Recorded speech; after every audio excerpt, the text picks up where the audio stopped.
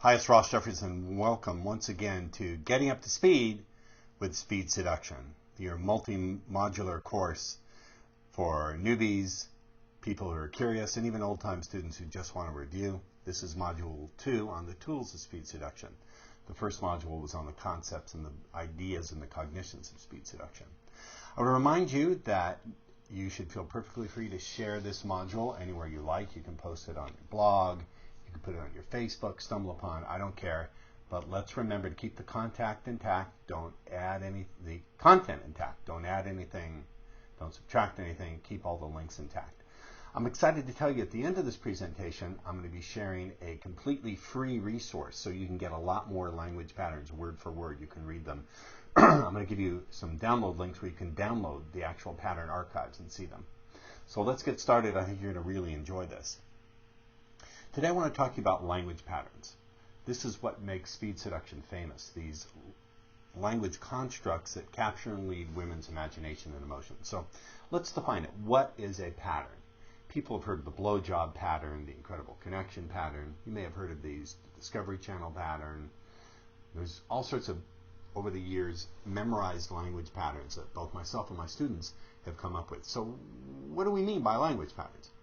Well, a language pattern is any kind of construct, any combination of words and phrases that is calculated and actually does capture and lead women's imagination and emotions to generate the emotional states and responses that you want. Remember, the speed seducers were not over-focused or mostly focused or even first focused on the behaviors we want from women. Our theory is that instead we have to focus on the emotional states, because it's from these emotional states that her behavior that we want is going to naturally flow. These patterns are something that women enjoy. You are not doing something wrong when you do patterns with women, because this is how women think. This is what they enjoy. It's part of how they process their internal emotional world. Women love this stuff. If you don't think women respond to language differently, then ask yourself, do some research. What do you think is the most popular form, the best-selling form of fiction out there? In fact, it outsells all nonfiction and fiction combined. You probably already know it's the romance novel. Now, if you picked up a romance novel, you'd be bored out of your mind, but women love this stuff. And the patterns, and this is really important to you, for you to understand, the patterns reflect how women think anyway. They're not some stuff that was beamed down from Mars, stuff I made up on my head. It was just based on my observation of how women speak and think and process their emotions in any case. Remember this key point. I repeat, but repetition can be the mother of skill if you act on these ideas. Whatever you can get a woman to imagine for herself is going to be perceived by her as being her own thought, and therefore she will not resist it. You can sort of think of it as being like a emotional ventriloquist. You're not throwing your voice, you're sort of throwing your thoughts into her head. Whatever you have to argue a woman into will be perceived as coming from outside of herself, even if it's in her own best interest, so it will often be resisted. So let's talk about memorized language patterns. What are the elements of a really good memorized language pattern, whether it's the blowjob pattern, the Discovery Channel pattern, which we'll go through in detail here in this module, the incredible connection pattern. There's so many of them I've lost count of them. Well, first of all, they reflect themes or topics that women love. Well, what do I mean by that? I mean there are about 5 or 6 themes which, if you can get a woman talking about, or you can talk to her about, preferably both, are more likely to activate the fantasy circuits in her mind, the circuits in her mind and body that are responsible for those states of lust, fascination, arousal, wanting to get it on right now. Some of those themes would include connection, how we connect with ourselves, how we connect with our desires, connections, indulgence and escape, really good one. There are actually 4, 5, 6 of them. I'm only going to give you those 2 or 3 for now. The patterns include sensory-rich language. What do I mean by sensory-rich language? Well, a good language pattern will describe how something looked. It will describe how something felt. It will describe how something sounds, how it sounded. So they're very sensory-rich. They often include sexual metaphor. Now, in a subsequent module, I'll get into sexual metaphor. but you'll understand it when I get into that module. But basically, just a very quick overview. Sexual metaphor is when you talk about things so it sounds like you're talking about something innocent, but in fact you're talking about something sexual. They use one or more of the 4 doorways into a woman's mind. They light up her neurology. In other words, when a woman is visualizing the way she visualizes when she wants a guy, when she's talking to herself on the inside, the way she talks to herself when she really wants a guy, when she's feeling the flow of feelings that she feels when she really wants a guy, when she's lit up like that, then she's going to take the action she takes when she's lit up like that. And then finally, they're delivery vehicles for embedded commands and suggestions. We're going to get into embedded commands and suggestions in detail in a subsequent module. So let's talk about a little bit about what I mean by a delivery vehicle. Just think of, for now, think of embedded commands as the little small pieces that do the actual heavy lifting of leading her imagination and emotions. If you think of the Trojan horse, think of language patterns as that Trojan horse, and inside of it are the little soldiers, the little embedded commands and suggestions. They're going to hop out and open up the walls. If you don't know the story of the Trojan horse, Google it. So let's look at the Discovery Channel pattern. What is the Discovery Channel pattern? So many of my students have used this pattern either to seduce women on its own or as part of an overall very successful seduction. I was on a conference call today with my coaching club, and one of my students talked about how he used this on a girl, and she was all over him. She wound up saying to him, they made out, she said, "Do you live nearby? Can we see your place? I want to see what it looks like." And of course, he then closed the deal. So the Discovery Channel pattern deals with the following themes. It deals with themes of adventure, fascination, excitement, anticipation. And it uses the metaphor of the roller coaster and the ambiguity of attraction. We will go through the pattern word for word, and you will see it talks about attraction. Well, does attraction mean a ride in an amusement park, or does it mean the attraction between men and women? In fact, when this guy I told you about did the pattern with this girl, she said, "Wow, it sounds like great sex." It uses a lot of sensory-rich description. You'll see this in the pattern that we're talking about the way things feel, the way they sound. It uses quotes, one of my favorite speed seduction tools, which we'll get into later. Quotes talks about a subject that you saw or that you read or that you heard about. And it uses sexual metaphor. Get off, going down, take this ride, climb back on. You'll see this when we go through the pattern, so let's get to it. So here's the language. It goes like this. Do you like roller coasters? I was watching the most interesting program the other day on the Discovery Channel, and they were talking about rides, attractions at amusement parks, and they were asking what makes for the ideal attraction. Now let's stop a minute, and what's going on with the first paragraph of this pattern? I want to go through it piece by piece so you can see what's going on. Whenever you're understanding what a tool is designed to do, then you're really understanding the tool, as opposed to just memorizing and reciting. So first of all, by talking about a program we saw on TV, we're using a tool called quotes. Quotes allows us to make reference to something we saw on TV or that we read in a magazine or heard a friend say.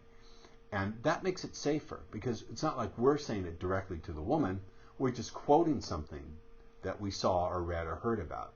And because it isn't really us saying it, we're able to step back from it. If we get a bad response, we go, wow, that's something that I would never myself say.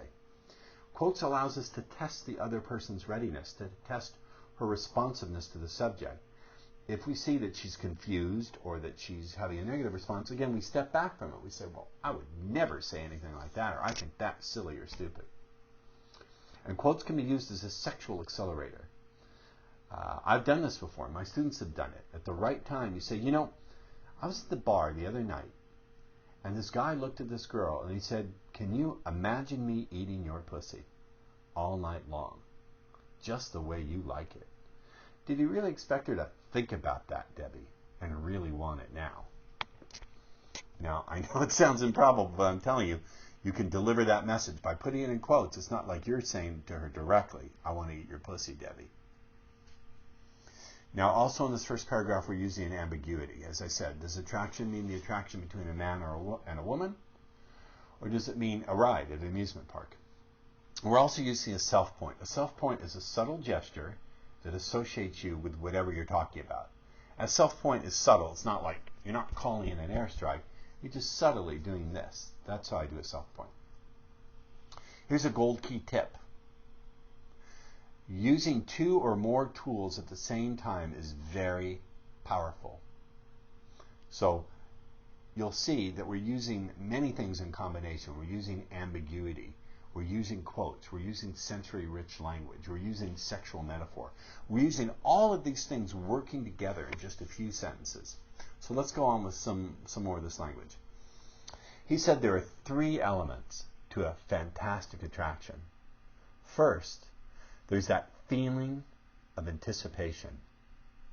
You know, that first long vertical climb up the track. You can feel the anticipation growing. You feel your heart beat faster, the excitement building. You feel the blood rushing to your muscles. Your breathing starts to come faster and faster.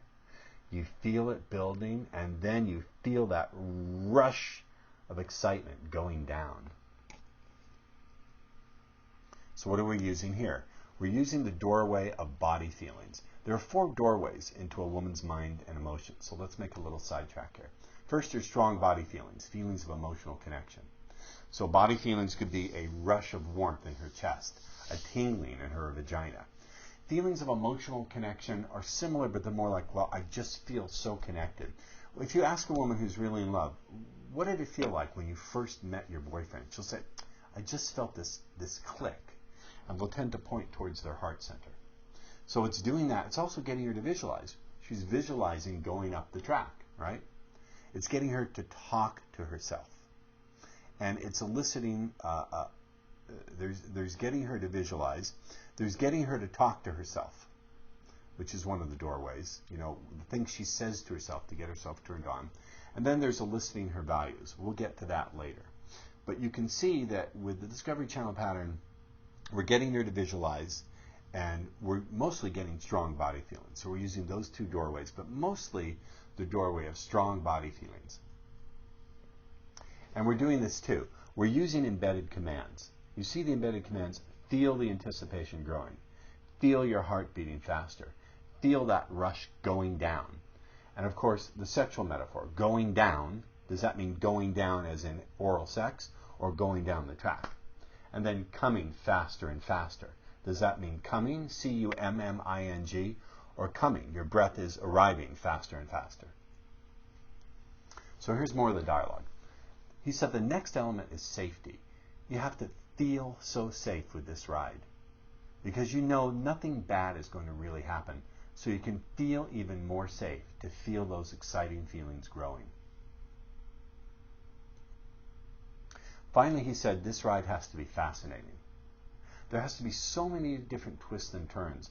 So much is unpredictable here that as soon as you get off, you want to climb right back on. You want to take this ride multiple times. Now, where's the sexual metaphor here? Get off, climb right back on, take this ride, right? Now, we also have some embedded suggestions. We have the embedded suggestion, there's so much unpredictable here. In a later module, we'll get into embedded commands and suggestions in detail. But just to point it out here, unlike a command, it's not really telling her to feel or to do or to think anything particular.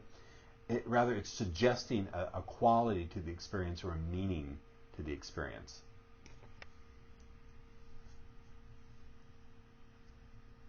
Now, I told this to a friend, and she said, it's like the perfect attraction you want to find in a guy. That's a little last bit of languaging you can include. You can say, you know, I said this to a friend, and she said, it's like the perfect attraction you want to find in a guy. That's another little quote thrown in for good measure. Now, one of the things I'll do is I'll do a little chin tap. I'll go, you know, I told this to a friend, and she said, it's like the perfect attraction you want to find in a guy. Now, when I do this, when I tap my chin and I tilt my head, it's an anchor. So whenever I repeat this, it fires off the whole chain of thinking again. In the next module, we're going to cover the smaller chunk tools of speed seduction. We're going to cover things like embedded commands and suggestions, weasel phrases, which I absolutely love, trance words, transition phrases, anchoring, rapport, sexual accelerators, tonality, pacing, and leading. These are some of the smaller chunk tools that we're going to be covering. I want to recommend that you check out my speed seduction coaching program. There's all sorts of cool benefits. You get twice monthly group coaching calls. You get custom-made answer to student video modules, similar to this one, live office hours with live video to video consultation, 20% discount on products and seminars, and as you see, you can try the first month for $1. But here's a special freebie bonus. You can get it right now. If you look at that link down here, I don't want to bother reading it on camera, but there's the link to the Speed Seduction Starter Kit. It includes a complete archive of memorized speed seduction language patterns, plus recordings of teleseminar calls. It's great. We were selling it for somewhere around, I think, $69. You can have it free right now. There are the download links. So I recommend you get it and pass it around. So that's it for this module. It's a rather short module, but one of the things I want to recommend you do for homework is go right there to the starter kit, download everything, including the pattern archives and the seminar transcripts, and you'll learn a lot more about speed seduction language patterns in action.